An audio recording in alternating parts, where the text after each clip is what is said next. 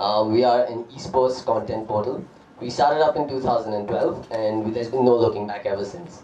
For those of you wondering what an esport is, esports are primarily the competitive playing of video games. Yes, people play video games for a lot of money today. Just how much, I'll tell you in just a little bit.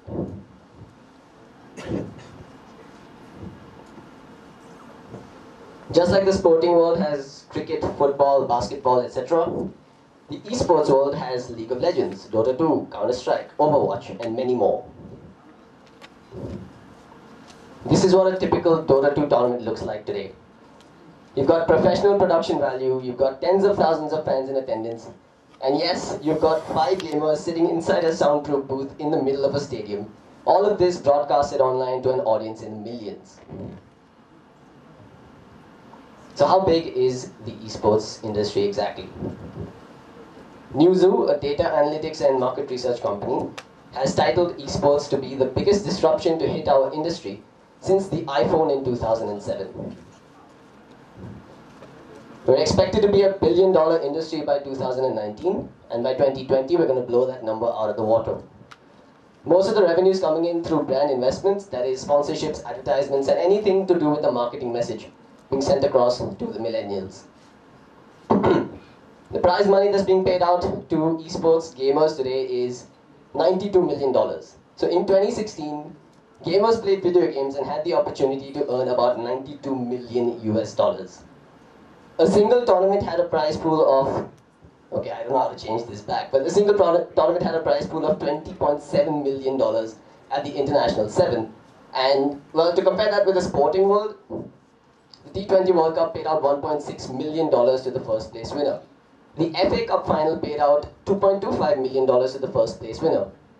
A Dota 2 team from China playing a video game at a stadium won $9.1 million US last year. And that's just one of many tournaments. So who's watching esports exactly?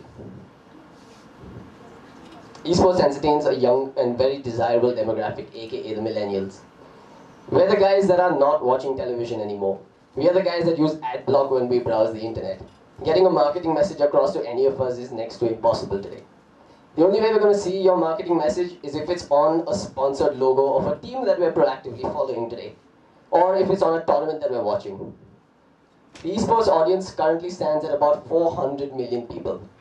There are 400 million people of us that watch other people play video games for a living. And that number is expected to go up to about 600 million by 2020. About 51% of this audience is going to come from the Asia-Pacific region. 71% are male. Unfortunately, that male-skewed demographic still exists. 62% of us still have full-time jobs, and 43% can be categorized in the mid to high earning group. Unfortunately, with all of this, there aren't enough avenues for us to spend our money in esports, which is why revenue per esports fan is really low at the moment. So a little closer to home, what is esports like? We're not quite there yet. We're not paying out millions of dollars in prize pool today. However, we are paying multiple lakhs now. In 2016, 77 lakhs of prize money was already paid out. We're expecting that to double by this year, where we're going to hit about 2 crore in prize pool. Esports is going to start reaching out to a more mainstream audience. We're going to be on TV in the first quarter of this financial year. Mr. Ronnie Screwvala has now entered the fold as well. He's announced an investment of about 100 crore into the Indian esports ecosystem over the next 5 years. The first season of this tournament, called U-Cypher, is going to be on MTV. And all of this is going to happen within the next 3 to 4 months. If that wasn't big enough, Nazara, another game developer, has decided they're going to throw in another $20 million into the industry. Large players like the ESL, possibly the largest esport organizers in the world, they were bought out for about $90 million last year by a Swedish broadcasting group called MTG. They've been in India for a while now, and about half of the prize pool that came in last year came through the ESL India Premiership. Non-endemic sponsors like Mountain Dew have made it part of their marketing agenda. The Dew Arena was a tournament conducted exclusively by Mountain Dew for Indian esports enthusiasts in the Kingdom of Dreams in Gurgaon. And last but not the least, the Indian government has taken notice of Indian esports. The India Gaming Show is probably the first esport tournament that I've commentated where folks were no longer allowed to enter Pragati Maidan because it got full. So why is everyone jumping aboard the esports bandwagon in India? Our player base isn't very impressive. 1.1 million people is not enough to go on TV.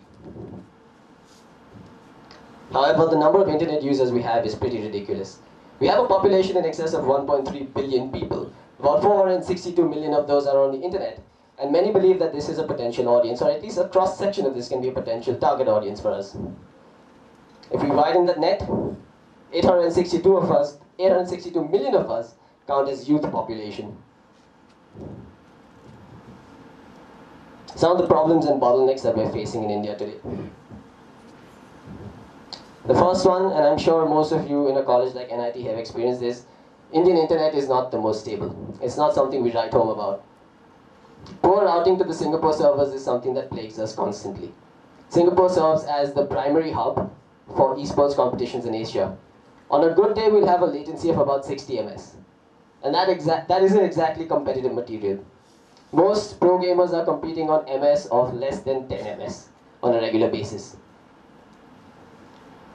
Because of poor routing, our LAN tournaments, our offline tournaments in mega stadiums also have the same problem. It's the same internet connection that connects us to the outside world. And most importantly, our routing to Twitch India servers is terrible. Twitch isn't a nervous stick you have when you're on stage giving a TEDx talk. Twitch is a company that was bought out by Amazon for $1 billion. It is the go-to platform for live streaming video game and esports content. You've also got expensive equipment that is proving to be quite a hindrance for esports fans across the world, or rather across India more. In India, PC components are considered as luxury items. They're taxed slightly higher than they would be in the West. Logistic issues, of course, because Make in India hasn't really hit the PC component market that hard. You've also got to import most of your components from outside. Finished PCs come all the way from the United States. Mini components come from China as well as Taiwan. The other problem that's facing esports, and this is probably the biggest problem that we're facing today, is the cultural stigma associated with being a professional gamer. Now, every esports enthusiast, or heck, even every casual gamer has probably been asked one of these questions by their peers, family, or friends. Who even watches video games? Apparently millions do. Esports will never pay your bills. But if you're good enough, just like in any sport, yes it will. Esports is for scrawny nerds. I dare any one of you to go and tell this guy that. This is a professional gamer that plays Counter-Strike. He's built and he's from Russia. And esports is not only for folks in the West. This is Sumail Hassan. Sumail hails from Pakistan, and he's a 17-year-old millionaire because he played a game called Dota 2 and was really, really good at it. He was named as one of the 30 most influential teens of 2016 by the Time magazine. All because he plays a video game. So how do you fix these problems? How do you remove this unjustified cultural stigma? And how do you ensure that infrastructure investments start coming into the ecosystem to help get better internet? Legitimacy seems to be the common solution that most industry experts are talking about today. To build legitimacy, to make esports look like a more mainstream activity, non-endemic sponsors need to be pulled in. When your Cokes, Pepsis, Mountain Dews, Reliances, Airtels see India for the esports opportunity that it is, that's when they're going to pull in a lot more mainstream media coverage as well. Parents, businessmen, investors, sponsors are all reading mainstream media. When they start reading articles about millionaire Indian kids playing video games, the perception is going to change from it being just a waste of time to a potential activity that entertains millions, just like a sport does. With more mainstream acceptance, we're expecting infrastructure companies to also pump in money, and I don't think it's going to be too long before we see things like Airtel or Reliance Jio or any of the other big telecom players providing gamer-specific packages. Things like custom routing to Singapore servers, things like packages made exclusively to play Counter-Strike online. These are things that we're already pushing hard for internally, and we expect them to come to fruition within the next 2 to 3 years. So what's the way forward? Most industry veterans believe there's 2 schools of thought. The first one is considered to be the push ideology, that is talent-driven growth. Imagine a scenario where an Indian team, and there are multiple of them today that have salaries, managers, and training houses. One of these teams makes it to an international LAN tournament, competes at that international LAN tournament, and wins that international LAN tournament, hopefully. Sponsors, investors, and fans are going to be watching that LAN tournament, and they're going to start turning their gaze towards Indian esports as well.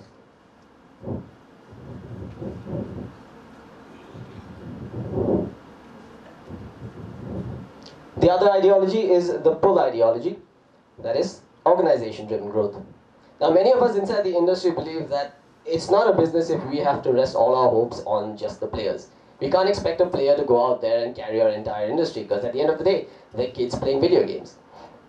The organizational-driven growth policy ideology believes that one of the existing players in the country will crack a deal so large that we're going to have an IPL equivalent in esports in India.